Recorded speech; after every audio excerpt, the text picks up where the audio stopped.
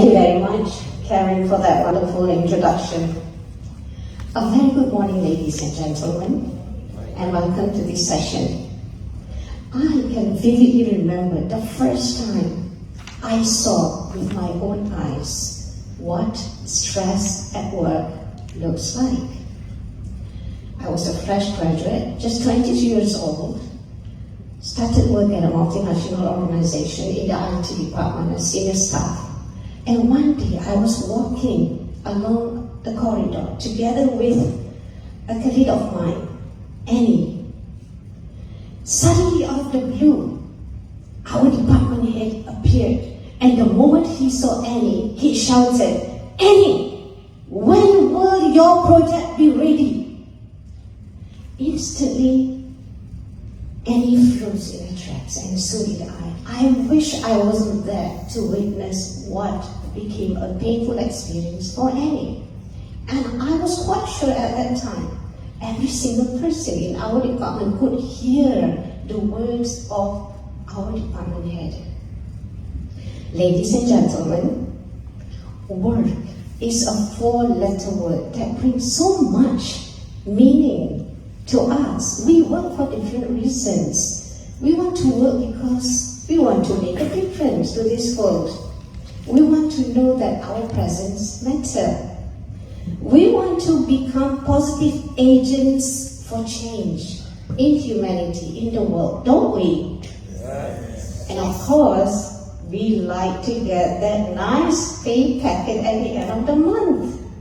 But sometimes work brings with it unpleasant consequences, just like I shared with you just now. So ladies and gentlemen, within this short period, what I would like to do with you is to bring up a few myths and realities that are related to stress at work.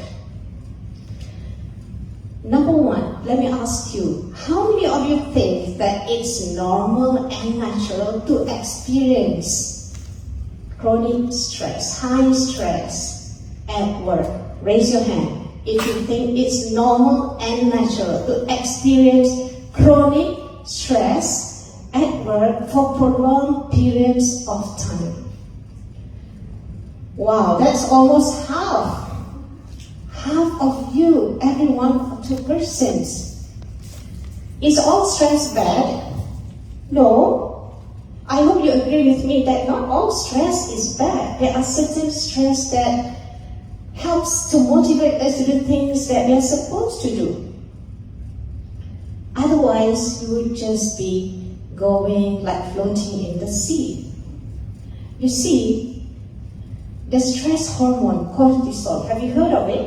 No. Okay, now you have. Alright, now you have. Cortisol is a hormone that the body produces whenever you are stressed. It doesn't matter what stress level you are. Alright? It's a flight or fight response. Do I stay here? Do I run away? Just like Annie and myself at the moment in time many years ago. Now, imagine you are driving a car up a steep slope. What do we do when we drive a car at a steep slope? Yes. Is it easy for the car to go up a slope? Okay, suppose you put it on high gear, alright? The car actually has to rev its engine. It has to work that much harder. Now, if you go up a journey, up, down, it's not so bad because you have to rev up the engine once in a while. But what happens if you have to do that, if the car has to do that for weeks on end, for months on end? The car will go kaput, I'm quite sure. Like so, our bodies. If your body keeps producing cortisol, it's going to mess up the whole thing. And what are you going to experience over time?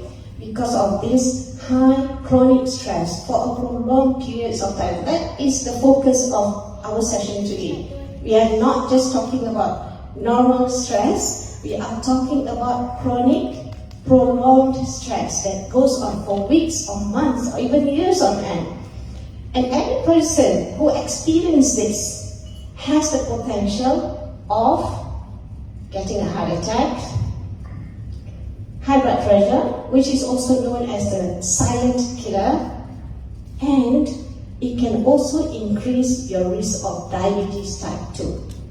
So please, ladies and gentlemen, it's not normal, it's not okay if you experience chronic stress for prolonged periods of time. Let's move on to the next question. Do you think that a person who is experiencing chronic stress for prolonged periods of time will show symptoms? You are sure that they will show symptoms? Some months ago, Ahmad and I were invited to speak at the multinational organization. What triggered this session was the fact that an employee at this company had committed suicide. She was a mother of 2. She left a suicide note. She was depressed and she was stressed. We know that depression and stress are closely related, and they are bidirectional, meaning stress can trigger depression, depression can trigger stress. All right? So when we talk about symptoms, there are 2 kinds of symptoms: internal and external. External symptoms everybody can see, right? You're wearing red, you're wearing glasses and all that. Everybody can see that. Now, what are the internal symptoms when you are highly stressed? You might have sweaty palms, heart racing, you might have panic attacks, you are anxious, maybe you cannot sleep at night. And even though you think that you have slept for hours, you still wake up very tired in the morning. All right? So those are internal symptoms. Now, external symptoms, what happened to this lady was that the deceased, what shocked her colleagues was that she was such a vivacious and sunny personality. After we had given the talk, the person who was sitting next to her came up to me and said, I would never have guessed that she was stressed and she was depressed, because she always carried this warm personality. She never indicated that she was stressed, she was depressed, never. So when I thought about this lady, it begs the question, why is it that people do not show any symptoms at the workplace? Your guess is as good as mine, but I would like to offer an explanation. Today, our expectations at work is such that, number one, when it comes to workloads, the workload has double, triple, all right?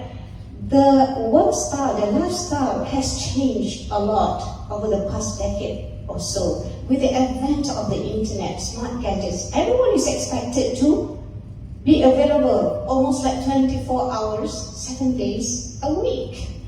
I've heard of bosses who send emails at 2 a.m., 3 a.m. in the morning, expecting responses at 6 a.m., even before the known office hours. And it's becoming more and more prevalent. I had a chat with a relative the other day, and she said, my boss calls me or WhatsApp me at 11 p.m. just when I was dozing off to sleep, and I was supposed to respond.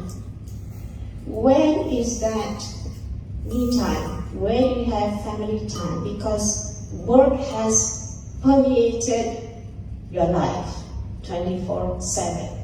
And not only that, with the business restructuring and all, people are expected to achieve more with less resources, with less time. We are even paid less for that. All these things actually add to the stress levels, all right? So, ladies and gentlemen, I'm quite sure, even without having figures to present to you today, almost every workplace has someone who is really stressed and possibly depressed. So what do we do at the workplace? If you are in management, perhaps it's good to take from this story, real story, that it's so important for us together to create a workplace where it is okay to say that you are not okay. It is okay to reach out and to say that I really need help. It doesn't reduce who you are if you come out to say, I'm really stressed, I can't handle this. Because to me, everybody has that contribution at work, but sometimes because of the factors beyond the things that is beyond our influence, we just can't handle it. It is not weak to step out and to say, I need help. It's the brave and the courageous thing to do, right? And the third one that I would like to mention today is about alcohol. When we talk about alcohol, the movies want us to believe that alcohol relieves symptoms. One of the movie series, not really movie series, the TV series, detective series. I don't know if you ever heard of Morse, M-O-R-S-E. Have you heard of Morse? Yes, Jack. You see, Morse is really a smart detective.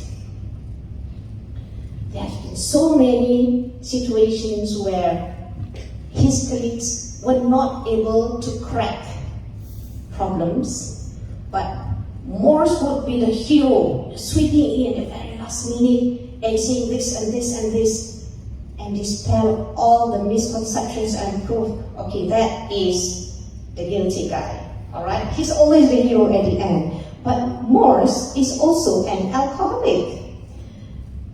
So what happens is that in almost every episode, it would be shown that just the night before, Morse would be drinking and drinking and drinking as he tried to resolve this issue. How do I crack this code? How do I resolve this issue? How do I nab this guy? And the very next day, voila, he's back to his normal self. Fortunately or unfortunately, research does not support that alcohol has this effect on you. On the contrary, what happens is that when you take alcohol to relieve your stress, it's a temporary relief.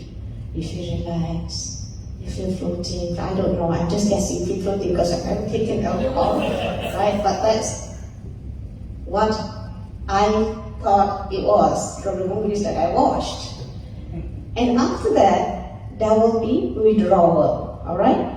And as you are sobering up, the body will produce hormones, will try to return your hormone to pre-drink level.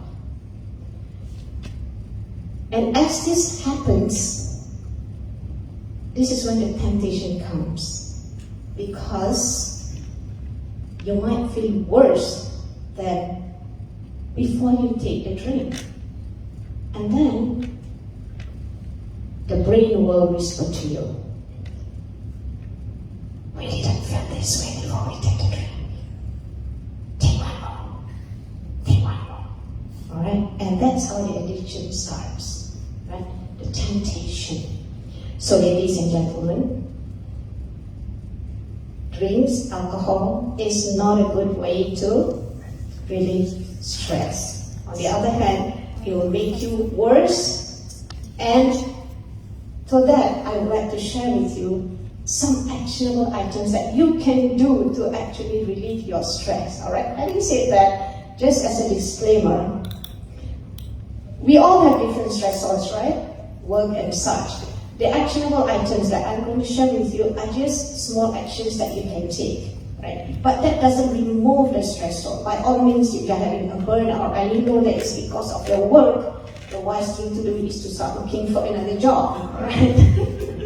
Don't come here and say, Jamilah, I did that, it never worked, alright? So, the first thing that I want to share with you, the actionable step that you can take is that be mindful of your stressors. We all have different stressors. And this is not just about work. It could be you're having money problems, relationship problems.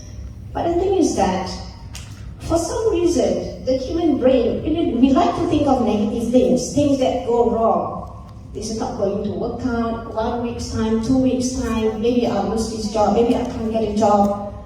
Why can't we think more positively? The problem is that when you start thinking, when you focus on the negative things, you tend to notice less the things that are going right in your life.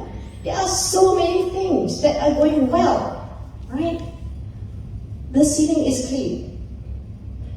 I got new socks to wear today. And thank God there is no flash flood today in KL. Yeah. I'm able to be here on time. Which brings me to the second point, the second actionable item, which is to keep a gratitude journal. And I can assure you, a journal is not what you think. Some people think that a journal needs pages and pages and long sentences to write. No! It could be squiggles, it could just a few short words. And every day, write down the date and write down 3 to 5 items that you are grateful for. When you are feeling down, open the pages, flip through the pages, and find something that you are grateful for. I can assure you, and this has been proven by research, it will lift your spirit at least for a little bit, right? Now, tip number 3 is to have a vacation. Do you agree? Yes. No, ladies and gentlemen, that's not tip number 3. That's exactly why I tempted you the vacation. A vacation does bring with it stresses. Am I not right? All that packing and unpacking to do and looking for places to explore and all that. A long vacation does have its issues. What I want to share with you is that instead of having vacation, working yourself like a horse until you almost drop at the end of one long year, take short breaks. Short, regular breaks. The keywords are short and regular. Time yourself, schedule yourself. Maybe after every 1.5 hours, you stop looking at the laptop. 5 minutes, maybe a hot bath. Maybe just talking to your pet, your cat, your dog, whatever your pet is. Say hi to the neighbor. Smile, even though you don't feel like smiling. So many things that you can do. 5 to 7 minutes. Talk to a friend of yours, right? And this has been proven to actually reduce stress, even if it means temporarily. You will feel better, right? And the next one, ladies and gentlemen, is talk. Talk to someone whom you trust. It doesn't have to be a psychologist. It doesn't have to be a counselor. Now the idea here is that as you talk, you do not expect that person to come like a hero, on a horse. Here, then this is the solution of your problem. No, it doesn't work that way. But as you talk, as you share your situation, it helps clarify your own thoughts and helps you come up with a solution. Possible solution. When we talk about solution, it might not be black and white, but it could be something that will bring you closer to a better place. Alright? Better place. That I am not referring to the lady who took her own life. Alright? Don't think about that. When I say better place, it's somewhere that makes you feel better and helps you to resolve whatever situation you are facing right now. Okay? And then finally, work on a plan. But please be flexible. One of the secrets of successful people is that they plan their work and work their plan, but having said that, they are very flexible. They have a time frame, but if they fail to achieve certain things beyond that time, they just move it. Move it. Just like, I'm an author, I write a book, I never achieved complete writing a book within the time frame that I planned. Alright? It's almost like I have 10 different dates. At first I'll start, this date doesn't work, I haven't achieved it. Okay, I'm still working on it, and the date keeps changing. And likewise, yours is also there. Now, ladies and gentlemen, I hope that has enlightened you.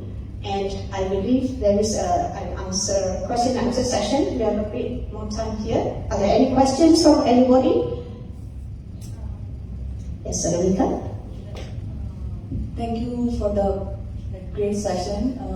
But I just want to say, every time whenever I listen any seminar or any speech about stress and depression, we get the tips of what the person should do if he or she is stressed or depressed. Actually, according to me, this is just an opinion. I just want to share because we are in a group. I just want to put my opinion. The person who is stressed, he or she knows what he or he has to do. But sometimes the people around them, they don't know how to behave with them. They are not that enough, capable, or I must say, aware. They are not aware. So first of all, this awareness should be there with everyone, that we all are human. We have emotions, so we should have empathy. The depressed person already know what he has to do, but the people around them are not aware. So sometimes we should take the responsibility to understand that. I get it. Yes. Thank you, Anamika. I can't agree with her more on that, because the thing is that when someone with high stress, prolonged stress comes to you, first restrain from giving your opinion. Alright? Because at the end of the day, what they need is a shoulder to lean on, not a lecture. You're not doing this, you're not doing this, you're doing this is what you should do. No. And I'm so glad that you brought that up, because our major role is as a listener to support, not to judge that person, not to offer advice unless the person asks you for advice. Right? And with that, ladies and gentlemen, thank you for your attention. And I hope even if you are not the one who is stressed, please, by all means, there is somebody you might know who might need these tips. With that, thank you very much. That's